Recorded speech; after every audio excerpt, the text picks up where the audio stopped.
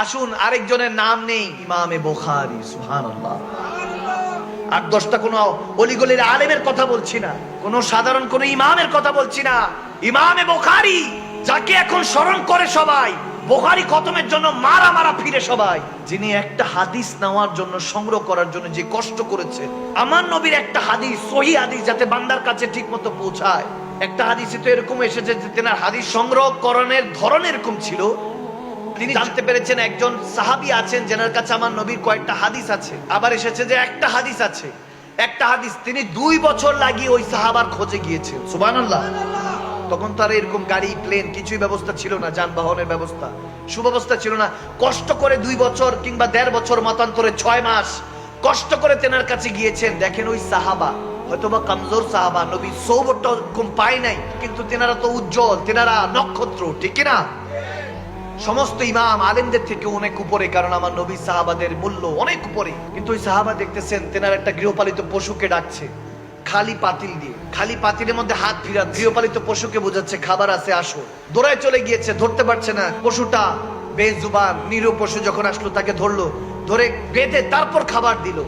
ইমাম বুখারীর এই কাজটা পছন্দ হয়। ইমাম বুখারী দেখতেছেন যে তিনি একটা সাধারণ বেজুবান পশুকে এভাবে একটু ধোঁকা দিয়েছেন, যদিও হিকমত কাটিয়েছেন, ইমাম বুখারীর পছন্দ হয় নাই। তেনার কাছে 6 মাস লাগিয়ে যাওয়ার পরে হাদিস থাকা সত্ত্বেও হাদিস নেন নাই, ফিরে চলে আসছেন। সুবহানাল্লাহ। সেই ইমাম বুখারীর কথা বলছি, যিনি একটা হাদিস লেখার আগে নামাজ পড়তেন, নামাজ পড়ে মুরাকাবা মুশাহাদা করতেন। দয়াল নবী এসে বলতেন, হ্যাঁ বুখারী, এটা আমার হাদিস, তখন তিনি বুখারী শরীফে লিখতে শুরু করতেন। সুবহানাল্লাহ। সেই ইমাম বুখারীর কথা বলছি, কোরআনের পর যার কিতাব সবচেয়ে মশহুর, দামি। সুবহানাল্লাহ বলেন। ইমামে বুখারী যখন বুখারা থেকে নেশাপুরে গেল খেদমত করার জন্য, তেনাকে ইস্তেকবাল দিল। কি আলিশান ইস্তেকবাল, কি ফুল ছড়াচ্ছে, কত সম্মান, কত ভালোবাসা, কদমে কুরবান হতে চায় সবাই। ইমাম বুখারী দেখতেছেন অবাক হয়ে, আল্লাহর বান্দারা কত ভালোবাসে আমাকে, আমার দয়ার নবীর উম্মতরা কত ভালোবাসে। ইস্তেকবাল দেওয়ার পরে মাদ্রাসা করে ফেলেন। কয়েক বছরের মাথায় মাদ্রাসা এমন চাঙ্গা হলো, এমন কিছু দূর দূরান্ত থেকে আসে তেনার কাছে বুখারী পড়তে পড়তে। দেখা গেল একটা সময় সেই হাল আসলো, একই ইমাম সাহেব, একই খতিব সাহেব, একই হুজুর, সবসময় ভালো লাগে না। ইমাম বুখারী দেখলেন ওই সময় আসলো, ইমতিহানের সময়। এখন আর কেউ আর আগের মতো ভালোবাসে না, এখন দোষ ত্রুটি তালাশ করার মধ্যে ব্যস্ত হয়ে পড়েছে সবাই। নাউজুবিল্লাহ। দিলের মধ্যে এক চাপা কষ্ট, দেখছে যে এখন আর ইমাম বুখারীর ওই দাম নেই যখন প্রথম এসেছে যেই দাম ছিল। দেখতে দেখতে আজমাইশ হলো, পরীক্ষা হলো, তেনাকে ফতুয়া লাগানো শুরু করলো, তেনার বিরোধিতা শুরু করলো।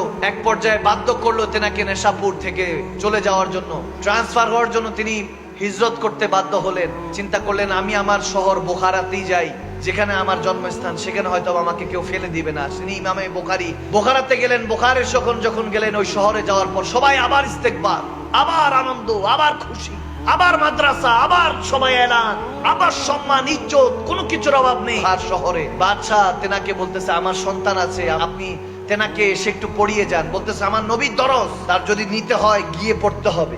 সুবহানাল্লাহ।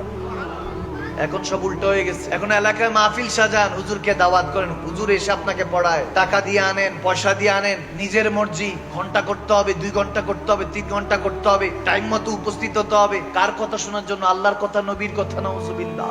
আল্লাহ রাসূলের কথা শুনতে আপনাকে যেতে হবে। আপনি যদি টিউবওয়েলকে বলেন এদিকে আয়, তাহলে হবে না। আপনার তৃষ্ণা লেগেছে, আপনাকে টিউবওয়েলের কাছে যেতে হবে। আওয়াজ দেয় না, ঠিক না? আদব, আদিনী কুল্লে আদব, আদব রক্ষা করতে হবে। ইমামে বুখারী বললেন আমি, আপনার ছেলে আমার কাছেই আসতে হবে, আমার নবীর দিন পড়াবো, আমি কেন গিয়ে পড়াবো, সে আসতে হবে। বলে ঠিক আছে আসবে, কিন্তু শর্ত হলো আপনার টাইম মতো যখন ক্লাস নিবেন, দরস দিবেন, ওই সময় আমার ছেলে, আমার সন্তান যখন যাবে, অন্য কেউ থাকতে পারবে না। বলে কেন থাকতে পারবে না? অন্য সন্তান তো আমার নবীর আদর্শ নিবে, আল্লাহর কোরআন পড়বে, এটা তার হক। যখন এটা মানতে নারাজ, বাদশা তো তেনার বিরুদ্ধে চলে গেলেন। কোন জামানাকে বলবেন, কি জামানাকে বলবেন? সমস্ত জামানা আপনার খেলাফ। কোরআন সুন্নাহর মতে মতে কে আছে? রাত গেই বাদ গেই এই যে কথা বলতেছি, আজকে শুনতেছেন, ফজরের পরে এগুলো ভুলে যাবেন, আবার যেই সেই। এত ওয়াজ করে, এত খেতাবাদ, কি ফায়দা যদি অন্তরের মধ্যে তাসদুকু বিল কলব, অন্তর থেকে যদি না মানেন যে মৃত্যু আসবেই, মালাকুল মউত আমাকে কোনো সময় দিবে না, আমার পূর্বে যারা ছিল তারা কেউ থাকতে পারে নাই, আমার পরে যারা আসবে তারাও কেউ থাকতে পারবে না।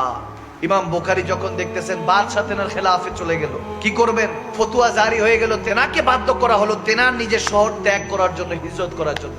নবী সুন্নত পালন করলেন, মক্কা থেকে যেমন মদিনায় হিজরত করেছেন, তিনিও বোখার থেকে সামারকান্দে চলে গেলেন। সামারকান্দে যখন গেলেন তখন ওই এলাকার মানুষ বলতেছে তেনাকে নেশাপুর বোখারা থেকে বের করে দেওয়া হয়েছে, এখন সামারকান্দে এসে কোন জানি ভেজাল লাগায়, নাউজুবিল্লাহ। বয়স চলতেছে 62। সামারকান্দে তেনাকে যখন তুচ্ছ তাচ্ছিল্য করছে, ইমাম বুখারী আল্লাহর দরবারে হাত তুললেন, আল্লাহ মালিক, তোমার নবীর জন্য কতটুকু করেছি তুমি তো জানো, তোমার কাছে তো আমার হৃদয়টা পাক সাফ। জামানা জানে না, আজকে দুনিয়া আমার উপরে তাং হয়ে গিয়েছে, বিরক্ত হয়ে গিয়েছে, আমি চাই না দুনিয়াকে আর বিরক্ত করতে, আল্লাহ তুমি কোন একটা ফয়সালা দাও। বলতে দেরি নেই, দোয়াটা কবুল হয়ে গেল, সেই রাতে ইন্তেকাল করে গেলেন। ইন্না লিল্লাহি ওয়া ইন্না ইলাইহি রাজিউন। আল্লাহর কাছে চলে গেলেন।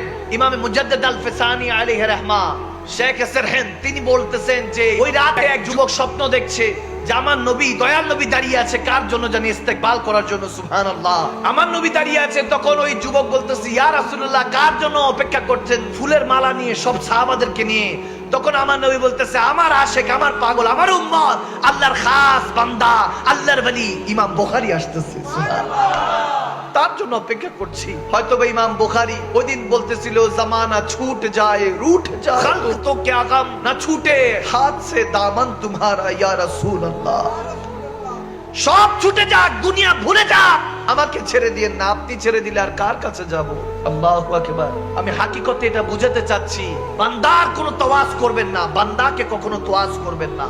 যদি বান্দাকে রাজামন্দি চান, বান্দা আপনার উপরে খুশি হবে, ওয়াজ শুনে খুশি হবে, কথা শুনে খুশি হবে, দান সদকা দেখে খুশি হবে, বান্দা বাবা দিবে, বাহ বাহ দিবে।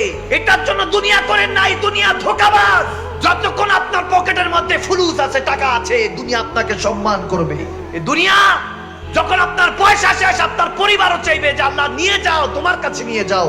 আপনার পরিবার আপনার ঘরে থাকতে দিবে না, আপনার লাশটা পড়ে থাকবে, বলবে মাইয়াত, নাকি টিপ দিয়ে বলবে গর্তে দাও, গর্তটার নাম কবর, রেখে আসবে সেখানে। আপনাকে ভুলে যাবে দুনিয়া। যাদের জন্য মারা মারা ফিরছেন, 1 টাকা ইনকাম করতে 10টা মিথ্যা বলছেন, 10টা মিথ্যাকে ধামাচাপা দেওয়ার জন্য 100টা মিথ্যা বলছেন, ধোঁকা দিচ্ছেন বান্দাদেরকে। শুধু আপনি আপনার স্ত্রী, সন্তান, মা বাবাকে ধোঁকা দিচ্ছেন না, আপনি আল্লাহ আল্লাহ রাসূলকে ধোঁকা দিয়ে নিজেকে ধোঁকা দিচ্ছেন বান্দা। কিসের আশায়, কিসের